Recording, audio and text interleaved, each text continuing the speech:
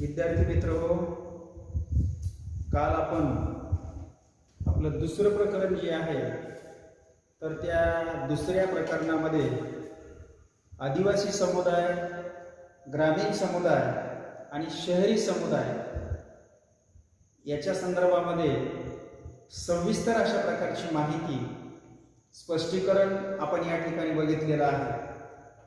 आज आपण त्याच्या पुढे जाऊन आपलं पहिलं प्रकरण जे आहे तर त्या पहिल्या प्रकरणाच्या संदर्भामध्ये या ठिकाणी माहिती पाहू। तर आपण पहिलं प्रकरण मागे का ठेवलं तर 2020 मध्ये समाजशास्त्र विषयाचा हा जो नवीन सिलेबस आलेला होता तर या नवीन सिलेबसच्या संदर्भामध्ये आता हा सध्याचा काळ जो आहे हा कोरोनाचा काळ आहे, कोविड-19चा काळ आहे। तर त्याच्यामध्ये अभ्यासक्रमामध्ये काही भाग जो आहे तर तो वगळायचा होता, काही भाग ते वगळणार होते। तर निश्चितच म्हणजे आपल्या ह्या पुस्तकामध्ये 25% हा भाग या ठिकाणी वगळलेला आहे। तर त्याच्यामुळं मी दुसरं प्रकरण या ठिकाणी पहिल्या सुरुवातीला घेतलेलं होतं। तर जो 25% भाग या ठिकाणी वगळलेला आहे तर त्याच्यामुळं किंवा ह्या अभ्यासक्रमामधला विशिष्ट अशा प्रकारचा भाग या ठिकाणी वगळण्यात येणार होता, त्याच्यामुळं आपण दुसरं प्रकरण पहिल्यांदा सुरू केलं। तर हे दुसरं प्रकरण कालपर्यंत आपण या ठिकाणी बघितलं। आज त्याच्यानंतर जे काही पहिलं प्रकरण आहे तर ते पहिलं प्रकरण म्हणजे भारतीय समाजाचा परिचय, भारतीय समाजाचा परिचय। तर विद्यार्थी मित्र हो, या ठिकाणी समाजशास्त्र जे आहे तर समाजशास्त्र कशाला म्हणायचं तर किंवा समाज आपण कशाला म्हणत असतो याच्या संदर्भामध्ये आपण 11वीच्या वर्गामध्ये अशा प्रकारची माहिती बघितलेली आहे। सामाजिक संबंधाचे जाळे म्हणजे समाजशास्त्र किंवा ज्या शास्त्रामध्ये समाजाचा अभ्यास केला जातो त्याला आपण समाजशास्त्र असे या ठिकाणी म्हणत असतो। तर त्या अनुषंगानं अशा प्रकारचं समाजशास्त्र जे आहे तर या समाजशास्त्रामध्ये या ठिकाणी समाजाचा जे काही परिचय आहे तर तो परिचय आपण या ठिकाणी पाहणार आहोत। तर सुरुवातीला या ठिकाणी 2020 मध्ये जे काही अभ्यासक्रम या ठिकाणी बदलला गेला किंवा 2020 मध्ये जे काही नव्यानं अशा प्रकारच्या अभ्यासक्रम या ठिकाणी पुनर्रचित अभ्यासक्रम जो काही गठीत करण्यात आलेला आहे तर त्याच्यामध्ये पहिलं प्रकरण या ठिकाणी आपल्याला भारतीय समाजाचा परिचय अशा प्रकारचा या ठिकाणी आलेला आपल्याला दिसून येत असतो किंवा आहे। विद्यार्थी मित्र हो, या ठिकाणी समाजशास्त्र म्हटलं की समाजशास्त्रामध्ये मानवी वर्तन जे काही आहे तर या मानवी वर्तनाला अनन्यसाधारण अशा प्रकारचं महत्त्व या ठिकाणी असलेलं आपल्याला दिसून येत असते किंवा आहे। समाजशास्त्र हे जे आहे तर हे समाजशास्त्र काय किंवा कसे अशा प्रकारच्या अनेक प्रश्नांचा या ठिकाणी अभ्यास करण्याचा प्रयत्न करत असते। एवढंच नाही तर भूतकाळामध्ये मानवी समाज कशा प्रकारचा होता, वर्तमान काळामध्ये मानवी समाज कशा प्रकारचा आहे याचाही अभ्यास समाजशास्त्र या ठिकाणी करण्याचा प्रयत्न करत असते किंवा समाजशास्त्रामध्ये म्हणजे भूतकाळामधला समाज, वर्तमान काळामधला जे काही समाज आहे तर त्याच्या संदर्भामध्ये का, कसे किंवा काय अशा प्रकारच्या या अनेक प्रश्नांचा अभ्यास समाजशास्त्र या ठिकाणी करण्याचा प्रयत्न करत असते। मी तुम्हाला पहिल्यांदाच सांगितलं की समाजशास्त्रामध्ये मानवी वर्तन जे आहे तर या मानवी वर्तनाचा फार मोठ्या प्रमाणामध्ये अशा प्रकारचा अभ्यास या ठिकाणी केला जात असतो किंवा करण्यात येते असं आपल्याला या ठिकाणी म्हणता येईल।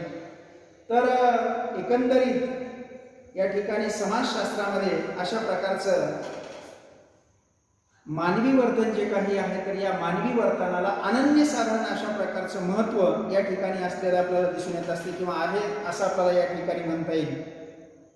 तर विद्यार्थी मित्र हो, या ठिकाणी समाजशास्त्र हा जो विषय आहे तर तो का अभ्यासायचा किंवा कशासाठी अभ्यासायचा, तर अशा प्रकारचे प्रश्न आपल्याला या ठिकाणी निर्माण होत असतात. म्हणून समाजशास्त्राचे जे काही महत्त्व आहे तर ते महत्त्व या ठिकाणी पाहणं सुद्धा अत्यंत आवश्यक आहे. समाजशास्त्राच्या महत्त्वाला अनन्यसाधारण अशा प्रकारचं महत्त्व या ठिकाणी प्राप्त झालेलं आहे. तर समाजामध्ये या समाजशास्त्राचं जे काही महत्त्व आहे तर ते महत्त्व पटवून देत असताना या ठिकाणी सर्व समाजाशी आपली अशा प्रकारची देवाणघेवाण या ठिकाणी होत असलेली आपल्याला दिसून येत असते. किंवा ज्यावेळेस देवाणघेवाण या ठिकाणी असते तर त्यावेळेस इतरांशी आपले प्रत्यक्ष आणि अप्रत्यक्ष अशा प्रकारचे संबंध येत असतात. तर हे प्रत्यक्ष आणि अप्रत्यक्ष अशा प्रकारचे जे काही संबंध येतं तर ते संबंध ज्या ज्या ठिकाणी किंवा ज्या ज्या वेळेस अशा प्रकारचे येत असतात त्या वेळेस आपण वर्तन जे काही आहे तर त्या वर्तनाच्या संदर्भामध्ये आपण अभ्यास करण्याचा प्रयत्न करत असतो किंवा वर्तन करत असतो असं आपल्याला या ठिकाणी म्हणता येईल. आणि म्हणून समाजामध्ये हे जे काही वर्तन आहे तर त्या वर्तनाच्या संदर्भामध्ये काही नियम या ठिकाणी असलेले आपल्याला दिसून येत असतात. समाजामध्ये कशाही प्रकारचं जे काही वर्तन आहे तर ते वर्तन आपल्याला या ठिकाणी करता येत नाही. तर त्या वर्तनाच्या संदर्भामध्ये समाजामध्ये आपण राहत असताना कशा प्रकारचं आपण वर्तन करायला पाहिजे तर त्याचे काही नियम या ठिकाणी असलेले आपल्याला दिसून येत असतात. त्या नियमाला समाजशास्त्रामध्ये नियमने असं या ठिकाणी म्हटलं जात असतं. समाजामध्ये आपण आपलं वर्तन करत असताना या ठिकाणी त्या वर्तनाच्या संदर्भामध्ये काही नियम या ठिकाणी समाजाने तयार केलेले असतात. त्या नियमाला या ठिकाणी काय म्हटलेलं आहे, नियमने असं या ठिकाणी म्हटलेलं आपल्याला दिसून येत असते. आणि म्हणून त्या नियमाला अनुसरूनच आपल्याला वर्तन या ठिकाणी करावं लागत असते किंवा करणं फार गरजेचं आहे. तर समाजाचे हे जे काही नियम आहेत तर त्या नियमाप्रमाणेच आपल्याला वर्तन करणं अत्यंत आवश्यक आहे. समाजाचे जे काही नियम आहेत तर त्या नियमाप्रमाणे जर आपण या ठिकाणी वर्तन करण्याचा प्रयत्न केला तर तो समाज आपली वाहवा करण्याचा प्रयत्न करत असतो. समाजाचे जे काही नियम असतात तर त्या नियमाप्रमाणे जर आपण वर्तन करण्याचा प्रयत्न केला गेला तर अशा वेळेस तो समाज या ठिकाणी काय करणार आहे, आपली वाहवा करण्याचा प्रयत्न करणार आहे, आपली पाठ थोपटण्याचा प्रयत्न करणार आहे. तर ज्या वेळेस म्हणजे समाज आपली वाहवा का करत असतो, समाजामध्ये जे काही वर्तनाचे धडे असतात, समाजामध्ये जे काही वर्तनाचे नियम असतात तर त्या वर्तनाच्या नियमाप्रमाणेच आपण या ठिकाणी काय करायला पाहिजे, वर्तन करायला पाहिजे. तर ज्या वेळेस जे काही नियम आहेत तर त्या नियमाप्रमाणे जर आपण वर्तन करण्याचा प्रयत्न केला गेला तर त्यावेळेस आपली समाज या ठिकाणी पाठ थोपटण्याचा, आपल्याला शाबासकी देण्याचा प्रयत्न करत असतो. परंतु समाजाचे जे काही नियम असतात तर त्या नियमाचं जर आपण उल्लंघन करण्याचा प्रयत्न केला, समाजाचे जे काही नियम असतात तर ते नियम जर आपण या ठिकाणी पायदळी तुडवण्याचा प्रयत्न केला तर जो समाज या ठिकाणी आपल्याला शाबासकी देत असतो, जो समाज आपली वाहवा चांगलं वर्तन केल्याच्या नंतर वाहवा करत असतो तर तोच समाज आपली पाठ थोपटण्यापेक्षा पाठ बढवण्याचा प्रयत्न या ठिकाणी करत असतो असं आपल्याला या ठिकाणी म्हणता येईल. म्हणजेच थोडक्यामध्ये समाजाचे वर्तनाचे जे काही धडे आहेत, समाजाचे वर्तनाचे जे काही नियम आहेत तर त्या वर्तनाच्या नियमाप्रमाणेच आपल्याला या ठिकाणी म्हणजे अशा प्रकारचं समाजामध्ये वर्तन करावं लागत असते. किंवा समाजाच्या विरोधामध्ये अशा प्रकारचं जर आपण त्या ठिकाणी वर्तन करण्याचा प्रयत्न केला गेला तर अशा वेळेस तो समाज आपल्याला या ठिकाणी शिक्षा ठोठावण्याचा प्रयत्न करत असतो. आणि म्हणून समाजामध्ये वर्तन करत असताना सदसद विवेक बुद्धीला स्मरूनच आपण या ठिकाणी वर्तन करणं अत्यंत आवश्यक आहे. कुठल्याही प्रकारचं वर्तन कशाही प्रकारचं जर या ठिकाणी केलं तर ते चालणार नाही. आणि म्हणून सदसद विवेक बुद्धीला स्मरून या ठिकाणी समाजाचे जे काही नियम असतील तर त्या नियमाला अनुसरूनच आपण या ठिकाणी वर्तन करणं अत्यंत आवश्यक आहे. त्या नियमाच्या विरोधामध्ये जर आपण त्या ठिकाणी समाजामध्ये वागण्याचा प्रयत्न केला, वर्तन करण्याचा प्रयत्न केला किंवा समाजाचे जे काही नियम आहेत, समाजाचे जे काही धडे आहेत तर त्या धड्याला जर आपण त्या ठिकाणी ठोकरण्याचा प्रयत्न केला, त्याला वगळण्याचा जर प्रयत्न केला तर तो समाज आपल्याला या ठिकाणी शिक्षा निश्चितच अशा प्रकारची ठोठावणार आहे असं आपल्याला या ठिकाणी म्हणता येईल. आणि म्हणून सदसद विवेक बुद्धीला स्मरूनच आपण या ठिकाणी वर्तन करणं अत्यंत आवश्यक आहे. आणि म्हणून समाजशास्त्र जे आहे तर या समाजशास्त्र मानवी वर्तनावर अशा प्रकारचं या ठिकाणी नियंत्रण ठेवण्याचा प्रयत्न करत असते. मानवी वर्तनावर त्या ठिकाणी म्हणजे अशा प्रकारचं जे काही आहे तर या ठिकाणी म्हणजे जे काही व्यक्तीचं किंवा समाजामध्ये जे काही वर्तन आहे किंवा या मानवी वर्तनावर एक प्रकारचा अंकुश ठेवण्याचं काम समाजशास्त्र या ठिकाणी करत असते असं आपल्याला या ठिकाणी म्हणता येईल. तर अशा प्रकारचे प्रश्न या ठिकाणी समाजशास्त्र त्या प्रश्नांची जे काही उत्तरं आहेत तर ते उत्तर शोधण्याचं काम या ठिकाणी करत असते असं आपल्याला या ठिकाणी म्हणता येईल. एवढंच नाही तर भूतकाळामध्ये मानवी समाज कशा प्रकारचा होता किंवा भूतकाळामध्ये त्या मानवी समाजाचं वर्तन कशा प्रकारचं होतं तर याचाही अभ्यास आपल्याला समाजशास्त्रामधून या ठिकाणी मिळत असतो असं आपल्याला या ठिकाणी म्हणता येईल. एवढंच नाही तर भूतकाळामध्ये या मानवी समाजाचं वर्तन कशा प्रकारचं होतं किंवा भूतकाळामध्ये मानव वर्तन करत असताना त्या भूतकाळामध्ये कशा प्रकारचे नियम होते, समाजाचे जे काही नियम होते. आता प्रत्येक काळामध्ये जे काही समाज आहे मग तो भूतकाळामधला समाज असेल, वर्तमान काळामधला समाज असणार आहे किंवा येणारा भविष्य काळ जो आहे तर त्या येणाऱ्या भविष्य काळामध्ये सुद्धा समाजाचे वर्तनाच्या संदर्भामध्ये नियम असणारच आहेत. मग भूतकाळामध्ये त्या वर्तनाच्या संदर्भामध्ये ते नियम कशा प्रकारचे होते किंवा ते नियम कसे होते तर ते नियम शोधून काढण्याचे काम या ठिकाणी समाजशास्त्रच करत असते असं आपल्याला या ठिकाणी म्हणता येईल. म्हणजे भूतकाळातील मानवी जीवन आणि भूतकाळातील जे काही मानवी वर्तन आहे तर त्याचा अभ्यास या ठिकाणी समाजशास्त्र करण्याचा प्रयत्न करत असते किंवा सध्याकालीन जे काही मानवी समाज आहे तर या सध्याकालीन मानवी समाजाचं वर्तन कशा प्रकारचं असायला पाहिजे हे समाजशास्त्राच्या माध्यमातूनच आपल्याला या ठिकाणी मिळत असते. किंवा या ठिकाणी सध्याकालीन जे काही मानवी वर्तन आहे तर त्या सध्याकालीन मानवी वर्तनाच्या संदर्भामध्ये मानवी वर्तनावर प्रभाव पाडणारी जे काही वेगवेगळ्या प्रकारची कारणं असतील, परिस्थिती असेल तर त्याचा अभ्यास या ठिकाणी समाजशास्त्र करते असं आपल्याला या ठिकाणी स्पष्ट करता येऊ शकते किंवा स्पष्ट करता येणार आहे असं आपल्याला या ठिकाणी म्हणता येईल. विद्यार्थी मित्र हो, या ठिकाणी भूतकाळामध्ये मानवी वर्तन कशा प्रकारचं होतं किंवा त्या मानवी वर्तनाच्या संदर्भामध्ये कुठल्या प्रकारचे नियम त्या ठिकाणी स्पष्ट करण्यात आलेले होते तर त्याचा अभ्यास समाजशास्त्र या ठिकाणी करत असते. तर त्याला अनुसरून वर्तमान काळामध्ये मानवी वर्तन कशा प्रकारचं आहे आणि त्याच्या संदर्भामध्ये नियम कशा प्रकारचे असायला पाहिजे याचाही अभ्यास या ठिकाणी समाजशास्त्र करत असते. तर अशा प्रकारचं समाजशास्त्र जे आहे तर हे काही म्हणजे समाजामध्ये जे काही मानवी वर्तन आहे तर त्या मानवी वर्तनाचे वेगवेगळ्या प्रकारचे कारणं असतील किंवा सामाजिक परिस्थिती असेल किंवा वेगवेगळ्या प्रकारच्या ज्या काही घटना असतात तर त्या घटनांचा, मानवी क्रियांचा किंवा परिस्थितीचा, कारणांचा अभ्यास या ठिकाणी समाजशास्त्रामध्ये केला जात असतो. आता ज्या वेळेस मानवी वर्तन या ठिकाणी आलं त्यावेळेस अनेक नातेसंबंध आलेच असं आपल्याला या ठिकाणी म्हणता येईल.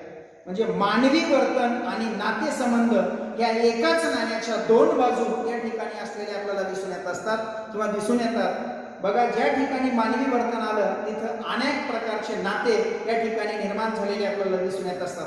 बघा, समाजामध्ये अनेक प्रकारचे नातेसंबंध या ठिकाणी निर्माण झालेले आहेत.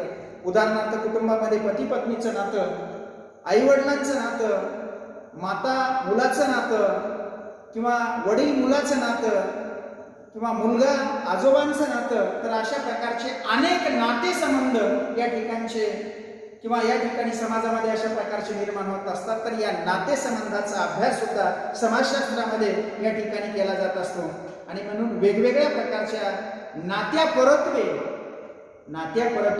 या ठिकाणी वर्तन कशा प्रकारचं करावं लागत असते. बघा, प्रत्येक म्हणजे एक व्यक्ती जो आहे तर तो व्यक्ती समाजामध्ये वेगवेगळ्या प्रकारच्या नात्यासंबंधामध्ये वेगवेगळ्या प्रकारचं वर्तन करण्याचा प्रयत्न करत असतो. उदाहरणार्थ पती पत्नीचं जे काही नातं आहे तर त्याच्या संदर्भामधलं एकमेकांशी जे काही त्यांचं वर्तन आहे तर त्या नात्यानुसार कशा प्रकारचं त्यांचं वर्तन त्या ठिकाणी बदललेलं असणार आहे. आई वडिलाचं मुलाशी असणारे जे काही नातं आहे तर त्या नात्याच्या संदर्भामध्ये जे काही वर्तन आहे तर ते वर्तन वेगळ्या प्रकारचं त्या ठिकाणी असणार आहे. किंवा आपण किंवा आपलं कुटुंब आणि आपल्या कुटुंबातील इतर समाजाशी आपलं जे काही नातं आहे तर त्याच्या संदर्भामध्ये आपण तशा प्रकारचं वर्तन करण्याचा प्रयत्न करत असतो किंवा वर्तन करत असतो. आणि म्हणून या ठिकाणी नात्यापरत्वे अशा प्रकारचं समाजामध्ये वेगवेगळ्या प्रकारचं वर्तन या ठिकाणी करावं लागत असते. म्हणजे थोडक्यामध्ये या ठिकाणी समाजामध्ये आपण राहत असताना वेगवेगळ्या प्रकारचं वर्तन करत असताना वेगवेगळ्या लोकांशी आपले ज्या वेळेस वर्तन येणार आहे त्या वेळेस या वर्तनाला अनन्यसाधारण अशा प्रकारचं महत्त्व या ठिकाणी असलेलं आपल्याला दिसून येत असते किंवा दिसून येते. तर विद्यार्थी मित्र हो, ज्या ठिकाणी म्हणजे वर्तन आलं किंवा ज्या ठिकाणी नातं आलं तर त्या नात्याच्या संदर्भामध्ये वेगवेगळ्या प्रकारचं वर्तन आपण त्या ठिकाणी करण्याचा प्रयत्न करत असतो किंवा करतो. मग ज्या वेळेस अशा प्रकारचे हे नातेसंबंध येत असतात त्यावेळेस वर्तन हे त्या ठिकाणी येतच असते किंवा वर्तन येतेच असं आपल्याला या ठिकाणी म्हणता येईल. मग जिथं नातेसंबंध आले तर तिथं नातेसंबंध आल्याच्या नंतर वेगवेगळ्या व्यक्तीला वेगवेगळ्या प्रकारच्या भूमिका वठवाव्या लागत असतात असं आपल्याला म्हणता येईल. जिथं वर्तन आलं किंवा व्यक्ती जशा प्रकारचं वर्तन करत असतो तर तिथं त्याला वेगवेगळ्या प्रकारच्या भूमिका सुद्धा वठवाव्या लागत असतात असं आपल्याला या ठिकाणी म्हणता येईल. उदाहरणार्थ कुटुंबामध्ये पती पत्नीचं जे काही नातं आहे तर त्या नात्याला जोडूनच त्यांना पती पत्नी म्हणून अशा प्रकारची भूमिका या समाजानं त्यांना त्या ठिकाणी दिलेली असते. ज्यावेळेस कुटुंबामध्ये मुलगा जो आहे तर त्या मुलाचं जे काही नाते आहेत तर त्या नात्यानुसार त्याला तशा प्रकारचा दर्जा त्या ठिकाणी किंवा भूमिका जी आहे तर ती भूमिका त्याला त्या ठिकाणी वठवावी लागत असते. म्हणजे वेगवेगळ्या प्रकारच्या ज्या काही नातेसंबंध येतात तर त्या नात्याला लागूनच या ठिकाणी समाजामध्ये अशा प्रकारच्या भूमिका वठवाव्या लागत असतात किंवा भूमिका वठवणं अत्यंत आवश्यक आहे किंवा समाजामध्ये प्रत्येक व्यक्तीला वेगवेगळ्या प्रकारच्या ज्या काही भूमिका त्या ठिकाणी वठवाव्या लागत असतात. तर त्या वेगवेगळ्या प्रकारच्या भूमिका वठवत असताना त्या भूमिकेला जोडूनच जसं वर्तनाला जोडून नातेसंबंध येत असतात, नातेसंबंधाला जोडून भूमिका येत असतात आणि भूमिकेला जोडून या ठिकाणी दर्जा येत असलेला आपल्याला दिसून येत असतो. बघा, भूमिका आणि दर्जा ह्या एकाच नाण्याच्या दोन बाजू आहेत असं सुद्धा आपल्याला या ठिकाणी वर्णन करता येईल किंवा स्पष्ट करता येऊ शकते किंवा स्पष्ट करता येणार आहे असं आपल्याला या ठिकाणी म्हणता येईल. विद्यार्थी मित्र हो, जसं मी तुम्हाला सांगितलं की वर्तन आलं, वर्तनाला जोडून या ठिकाणी भूमिका आली, भूमिकेला जोडून अशा प्रकारचं या ठिकाणी नातेसंबंध आलं. मग जिथं नातेसंबंध आले त्या ठिकाणी भूमिका येत असतात आणि भूमिका आल्या की त्या ठिकाणी प्रत्येक व्यक्तीला दर्जा हा येतच असतो. बघा, कुटुंबामध्ये एक व्यक्ती जो आहे तर त्या व्यक्तीला वेगवेगळ्या प्रकारच्या भूमिका त्या ठिकाणी वठवाव्या लागत असतात. कुटुंबामध्ये तो पती आहे, कुटुंबामध्ये तो कोणाचा तरी वडील आहे, कुटुंबामध्ये तो कोणाचा तरी भाऊ आहे, कुटुंबामध्ये कोणाचा तरी तो काय आहे, मुलगा आहे. तर अशा प्रकारच्या ह्या वेगवेगळ्या त्याला भूमिका त्या ठिकाणी वठवाव्या लागत असतात. बघा, कुटुंबामध्ये तो कोणाचा तरी पती आहे, कोणाचा तरी वडील आहे, कोणाचा तरी मुलगा आहे किंवा कोणाचा तरी भाऊ आहे. अशा प्रकारच्या कुटुंबामध्ये ह्या वेगवेगळ्या प्रकारच्या भूमिका त्याला त्या ठिकाणी वठवाव्या लागत असतात. तर जसं त्याला कुटुंबामध्ये वेगवेगळ्या प्रकारच्या भूमिका आहेत तर इकडं ऑफिसमध्ये आल्याच्या नंतर तो कोणाचा तरी त्या ठिकाणी बॉस असणार आहे, कोणाचा तरी सहकारी असणार आहे किंवा ज्या ऑफिसमध्ये तो काम करत असतो तर त्या ऑफिसमधल्या लोकांशी सुद्धा त्याला वेगवेगळ्या प्रकारच्या भूमिका त्या ठिकाणी वठवाव्या लागत असतात. मग जिथं भूमिका आली तिथं दर्जा आला. मग तो कुटुंबामध्ये पती म्हणून त्याला तशा प्रकारचा दर्जा मिळालेला असतो, मुलगा म्हणून त्याला तशा प्रकारचा दर्जा मिळालेला असतो, भाऊ म्हणून त्याला तशा प्रकारचा दर्जा मिळालेला असतो किंवा इकडं आलेल्या जे काही ऑफिस वगैरे आहेत तर त्या ऑफिसमध्ये कोणाचा तरी बॉस आहे, कोणाचा तरी तो साहेब आहे. तर अशा प्रकारच्या त्याला दर्जा त्या ठिकाणी मिळालेला असतो.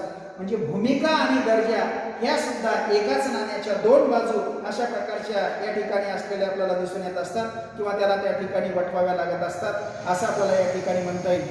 विद्यार्थी मित्र हो, समाजामध्ये अशा प्रकारच्या ह्या भूमिकेला जोडून जे काही दर्जा वगैरे आहे तर तो दर्जा त्याला त्या ठिकाणी म्हणजे अशा प्रकारचा वठवावा लागत असतो.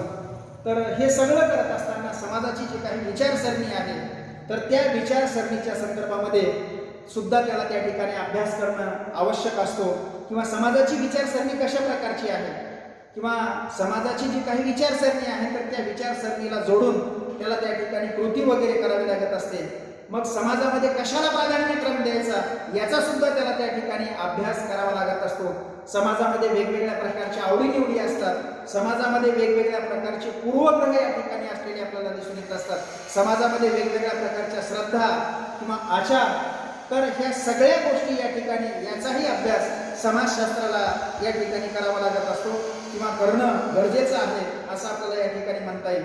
बघा, समाजामध्ये राहत असताना ज्या काही आवडीनिवडी असतील, पूर्वग्रह असतील, ज्या काही श्रद्धा असतील किंवा वेगवेगळ्या प्रकारच्या ज्या काही भूमिका असतील तर त्या सगळ्या त्यांचा या ठिकाणी अभ्यास करावा लागत असतो. एवढंच नाही तर या समाजामध्ये वेगवेगळ्या प्रकारच्या ज्या काही रूढी परंपरा असतात तर त्या रूढी परंपरांचाही अभ्यास या ठिकाणच्या समाजाला करणं अत्यंत आवश्यक आहे असं आपल्याला या ठिकाणी म्हणता येईल.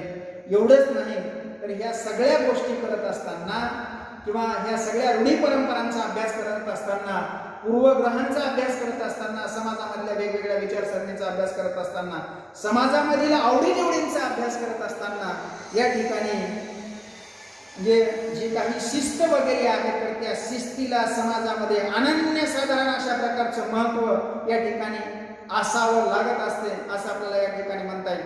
ह्या ज्या काही आपण रूढी परंपरा पाळण्याचा प्रयत्न करत असतो, आवडीनिवडी या ठिकाणी पाळण्याचा प्रयत्न करत असतो किंवा वेगवेगळ्या प्रकारच्या ज्या काही आपण श्रद्धा जोपासण्याचा प्रयत्न करत असतो, ह्या सगळ्या गोष्टी करत असताना त्या शिस्तीतच झाल्या पाहिजे याचा प्रत्येक व्यक्तीनं विचार करणं अत्यंत आवश्यक आहे असं आपल्याला या ठिकाणी म्हणता येईल. जर समाजामध्ये ह्या सगळ्या गोष्टी करत असताना किंवा ह्या समाजाचा जे काही हा अभ्यास आपण या ठिकाणी करण्याचा प्रयत्न करत असतो तर तो शिस्तीतच होणं अत्यंत आवश्यक आहे. समाजाची शिस्त जी आहे तर ती शिस्त या ठिकाणी मोडून चालणार नाही. थोडक्यात समाजाचे जे काही नियम असतात, समाजाचे जे काही नियमने असतात तर त्या नियमाप्रमाणे किंवा नियमानुसारच आपण वर्तन करणं अत्यंत आवश्यक आहे. त्याला या ठिकाणी शिस्त असं म्हटलेलं आहे. तर एकंदरीत म्हणजे समाजामध्ये या ठिकाणी या शिस्तीला फार अनन्यसाधारण, फार महत्त्वाचं स्थान या ठिकाणी असलेले आपल्याला दिसून येत असते किंवा तशा प्रकारचं वर्तन या ठिकाणी आपल्याला करावं लागत असते. इथे एक उदाहरण या ठिकाणी सांगितलेलं आहे की उदाहरणार्थ कुटुंबामध्ये आपण सकाळी झोपेतून उठल्याच्या नंतर जे काही म्हणजे स्नान वगैरे आहे तर ते स्नान केल्याच्या नंतर आपण देवपूजा करण्याचा प्रयत्न करत असतो. ही समाजाची शिस्त आहे की नाही? सकाळी झोपेमधून उठल्याच्या नंतर जे काही आपले नित्यनेमाचे कार्य असतील, नित्यनेमाचे कामं असतील तर ते नित्यनेमाचे अशा प्रकारचे कार्य उलटल्याच्या नंतर आपण स्नान करतो आणि स्नान केल्याच्या नंतर जे काही पूजा अर्चा वगैरे आहे तर ती पूजा अर्चा करत असताना किंवा पूजा अर्चा करताना पहिल्यांदा आपल्याला स्नान करावं लागत असतं. हा समाजाचा नियम आहे, ही शिस्त आहे. हा समाजाचा नियम आहे, ही शिस्त आहे की ती शिस्त कोणीही त्या ठिकाणी मोडण्याचा प्रयत्न करत नाही किंवा झोपेमधून उठल्याच्या नंतर लगेच देवपूजा तो करणार आहे असं या ठिकाणी होत नाही. म्हणून समाजाचे जे काही नियम असतात तर त्या नियमाचं या ठिकाणी प्रत्येकाला पालन करावंच लागत असते किंवा पालन करणं अत्यंत आवश्यक आहे असं आपल्याला या ठिकाणी म्हणता येईल. तर विद्यार्थी मित्रहो, शिस्तीला समाजामध्ये अनन्य अशा प्रकारचं महत्त्व आहे. समाजामध्येच काय, व्यक्ती जिवंत असेपर्यंत, समाजच काय तर व्यक्ती जिवंत असेपर्यंत त्याच्या जीवनाला शिस्त जी आहे तर ते शिस्तीतच त्याने त्या ठिकाणी राहणं अत्यंत आवश्यक आहे. त्याच वेळेस त्या व्यक्तीचा तशा प्रकारचा विकास वगैरे होणार आहे. जर व्यक्तीच्या जीवनाला किंवा प्रत्येक व्यक्तीला या ठिकाणी जे काही नित्यनेमाचे त्याचे कार्य असतील तर त्या नित्यनेमाच्या कार्यामध्ये शिस्त जर नसेल तर तो व्यक्ती समाजामध्ये त्या ठिकाणी जीवनभर अशा प्रकारचा यशस्वी होऊ शकत नाही. आणि म्हणून समाजामध्ये जर आपल्याला या ठिकाणी यशस्वी अशा प्रकारचं जीवन जगायचं असेल तर त्यानं शिस्त जी आहे तर ती नित्यनेमानं अशा प्रकारची अंगीकारणं अत्यंत आवश्यक आहे असं आपल्याला या ठिकाणी स्पष्ट करता येऊ शकते. आणि म्हणून शिस्तीचा प्रचार किंवा शिस्त कोणाही त्या ठिकाणी मोडली जाऊ नये किंवा शिस्तीचा प्रचार प्रसार या ठिकाणी हा समाज जो आहे तर तो समाज या कुटुंबाच्या माध्यमातून, समाजाच्या माध्यमातून अशा प्रकारच्या त्या शिस्तीचे धडे या समाजाला देण्याचा प्रयत्न करत असतो किंवा समाजामध्ये या ठिकाणी जे काही शिस्तीचे धडे असतात तर त्या शिस्तीच्या धड्याचं प्रत्येक व्यक्तीला त्या ठिकाणी पालन करावं लागतेच असं आपल्याला या ठिकाणी म्हणता येईल. तर अशा प्रकारचं म्हणजे हे जे काही आहे कुटुंबामध्ये मी तुम्हाला पूजा अर्चेच्या संदर्भामध्ये जे काही नियम सांगितले, शिस्तीचे नियम सांगितले, तर त्या शिस्तीच्या नियमाचं प्रत्येकाला त्या ठिकाणी पालन करावं लागत असते. आणि पालन म्हणजे शिस्त कोणीही त्या ठिकाणी मोडण्याचा प्रयत्न करत नाही असं आपल्याला या ठिकाणी म्हणता येईल.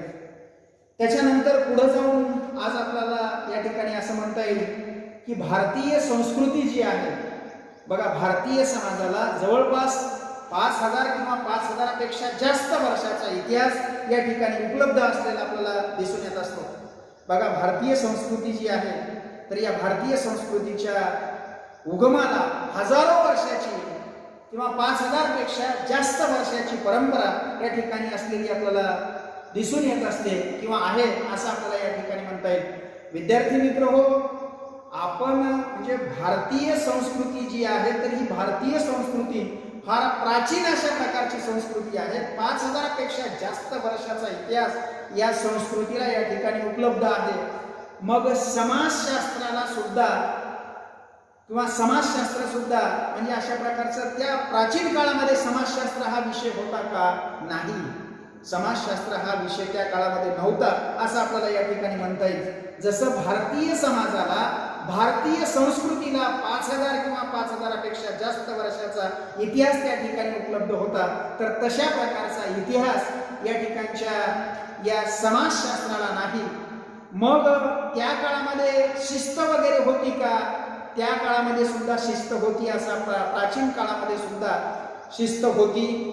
प्राचीन काळामध्ये सुद्धा समाजाचे जे काही नियम होते तर त्या नियमानुसारच अशा प्रकारचं वर्तन करावं लागत आहे. मग तुम्ही या ठिकाणी अशा प्रकारचा प्रश्न उपस्थित करणार आहेत की समाजशास्त्र हा विषय जो आहे तर हा 19व्या शतकामध्ये उदयाला आलेला एक विषय आहे. मग प्राचीन काळामधला अभ्यास या समाजशास्त्रानं त्या ठिकाणी केलेला आहे का? किंवा प्राचीन काळामध्ये अशा प्रकारचं समाजशास्त्र होतं का? नाही, प्राचीन काळामध्ये समाजशास्त्र नव्हतं. मग तुम्ही म्हणसाल की त्या काळामध्ये त्या समाजाचे वर्तनाचे नियम जे आहेत तर ते वर्तनाचे नियम होते का? नाही. समाजाचे म्हणजे जेवढा समाज हा प्राचीन आहे त्या काळापासून किंवा तत्कालीन जे काही समाज होता तर त्या तत्कालीन समाज व्यवस्थेमध्ये सुद्धा नियम होते. त्या तत्कालीन समाज व्यवस्थेमध्ये सुद्धा समाजाचे जे काही धडे होते किंवा वर्तनाचे जे काही नियम होते किंवा वेगवेगळ्या प्रकारची जे काही भूमिका आहे तर त्या काळामध्ये सुद्धा वठवली जात होती. त्या भूमिकेला अनुसरून वेगवेगळ्या प्रकारचे दर्जे सुद्धा त्या ठिकाणी तशा प्रकारचे त्यांना त्या ठिकाणी म्हणजे वठवावे लागत होते असं आपल्याला या ठिकाणी म्हणता येईल. तर अशा प्रकारे भारतीय संस्कृतीला हजारो वर्षाची अशा प्रकारची परंपरा, हजारो वर्षाचा इतिहास या ठिकाणी उपलब्ध असलेला आपल्याला दिसून येत असतो किंवा आहे. तर एकंदरीत 19व्या शतकामध्ये म्हणजे त्या काळामध्ये, प्राचीन काळामध्ये अशा प्रकारचे समाजशास्त्र जे आहे तर हा समाजशास्त्र विषय त्या काळामध्ये नव्हता. तर समाजशास्त्र ही एक नवीन अशा प्रकारची जे काही ज्ञानशाखा आहे तर ती 19व्या शतकाच्या मध्यावधीमध्ये या ठिकाणी उदयाला आलेली आहे किंवा उदयाला आलेली आपल्याला या ठिकाणी दिसून येत असते. विशेषतः युरोप खंडामध्ये अशा प्रकारचं समाजशास्त्र जे आहे तर या समाजशास्त्राचा उदय युरोप खंडामध्ये या ठिकाणी झालेला आपल्याला दिसून येत असतो किंवा झालेला आहे. विद्यार्थी मित्र, तुम्ही इतिहासामध्ये बघितलेलं असेल की युरोप खंडामध्ये त्यातल्या त्या 1789 मध्ये फ्रेंच राज्यक्रांती झाली. 1789 मध्ये फ्रेंच राज्यक्रांती झाली आणि फ्रेंच राज्यक्रांती झाल्याच्या नंतर त्या फ्रेंचांना किंवा त्या राज्यक्रांतीला या ठिकाणी समाजशास्त्र जे आहे तर त्या समाजशास्त्र विषयाचे एक प्रकारचे म्हणजे समाजशास्त्र जे आहे तर त्या समाजशास्त्राचं महत्त्व त्यांना त्या ठिकाणी पटलेलं होतं आणि म्हणून 19व्या शतकाच्या मध्यावधीमध्ये ही नवीन जे काही समाजशास्त्र नावाची जी ज्ञानशाखा आहे तर ती ज्ञानशाखा त्या ठिकाणी युरोप खंडामध्ये त्या फ्रेंचमध्ये अशा प्रकारची उदयाला आलेली आपल्याला या ठिकाणी दिसून येत असेल. 1789 मध्ये फ्रेंच राज्यक्रांती झाली आणि त्या 1789च्या फ्रेंच राज्यक्रांतीनं जगाला 4 या ठिकाणी देणग्या दिलेल्या आपल्याला दिसून येत असतात. 1789 मध्ये फ्रेंच राज्यक्रांती झाली आणि या फ्रेंच राज्यक्रांतीने जगाला किती देणग्या दिल्या? 4 देणग्या दिल्या. स्वातंत्र्य, समता, बंधुता, न्याय अशा प्रकारच्या ह्या जगाला 4 देणग्या या ठिकाणी दिलेल्या आपल्याला दिसून येत असतात.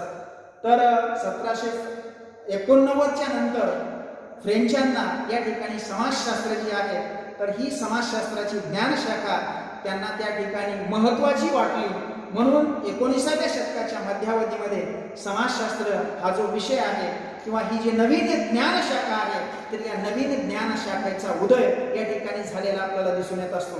बघा, फ्रेंच समाजशास्त्रज्ञ ऑगस्ट कांत, फ्रेंच समाजशास्त्रज्ञ ऑगस्ट कांत यांनी पॉझिटिव्ह फिलॉसॉफी नावाचा ग्रंथ लिहिला. फ्रेंच समाजशास्त्रज्ञ ऑगस्ट कांत यांनी पॉझिटिव्ह फिलॉसॉफी नावाचा जो ग्रंथ लिहिला, पॉझिटिव्ह फिलॉसॉफी नावाचा ग्रंथ हा 6 खंडामध्ये लिहिलेला आहे. याची माहिती आपण 11वीच्या वर्गामध्ये घेतलेली आहे. ऑगस्ट कांत यांनी पॉझिटिव्ह फिलॉसॉफी नावाचा जे काही ग्रंथ आहे तर तो ग्रंथ त्या ठिकाणी म्हणजे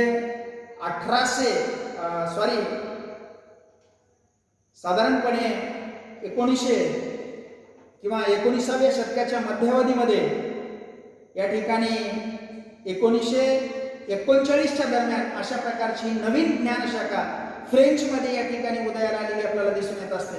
पॉझिटिव्ह फिलॉसॉफी नावाचा ग्रंथ जो आहे तर तो ऑगस्ट कांत नावाच्या समाजशास्त्रज्ञ आहेत. बघा, समाजशास्त्राचे जनक कोण, तर समाजशास्त्राचे जनक हे ऑगस्ट कांतच आहेत. कारण का, तर ज्यांनी पॉझिटिव्ह फिलॉसॉफी नावाचा जो ग्रंथ आहे तर तो 6 खंडामध्ये त्या ठिकाणी लिहिला आणि तो 6 खंडामध्ये लिहित असताना जो 4था खंड आहे तर त्या 4थ्या खंडामध्ये त्यांनी सोशलॉजी नावाचा जे काही शब्द आहे तर तो पहिल्यांदा 4थ्या त्या खंडामध्ये त्यांनी त्या ठिकाणी उच्चारण्याचा प्रयत्न केला. किंवा 4था जे काही खंड आहे तर तो 1938 मध्ये 1938-39च्या दरम्यान सोशलॉजी नावाचा जो शब्द आहे तर तो पहिल्यांदा त्या ठिकाणी उच्चारण्याचा प्रयत्न केला. म्हणून ऑगस्ट कांत यांना समाजशास्त्राचे जनक अशा प्रकारचे या ठिकाणी म्हणजे स्पष्ट केले जात असते. किंवा समाजशास्त्राचे जनक कोण, हे ऑगस्ट कांत आहेत असं आपल्याला या ठिकाणी म्हणता येईल. तर त्यांनी 1849 म्हणजे 1900 किंवा साधारणपणे 19व्या शतकाच्या मध्यावधीमध्ये अशा प्रकारचा समाजशास्त्र हा जो शब्द आहे तर तो शब्द म्हणजे पॉझिटिव्ह फिलॉसॉफी नावाचा जे काही ग्रंथ आहे तर त्या ग्रंथामध्ये पहिल्यांदा त्यांनी त्या ठिकाणी वापरला सोशलॉजी म्हणजे समाजशास्त्र.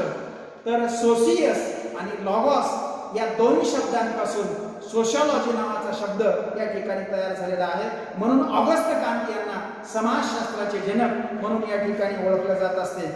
तर अशा प्रकारे 19व्या शतकाच्या मध्यावधीमध्ये युरोप खंडामध्ये ही नवीन ज्ञानशाखा या ठिकाणी उदयाला आली. त्या नवीन ज्ञानशाखेचं नाव जे आहे तर ते म्हणजे समाजशास्त्र. तर म्हणूनच म्हणजे अशा प्रकारचं प्राचीन काळामध्ये जरी समाजशास्त्र हा विषय त्या ठिकाणी नसेल परंतु त्या काळामध्ये सुद्धा वर्तनाचे नियम होते.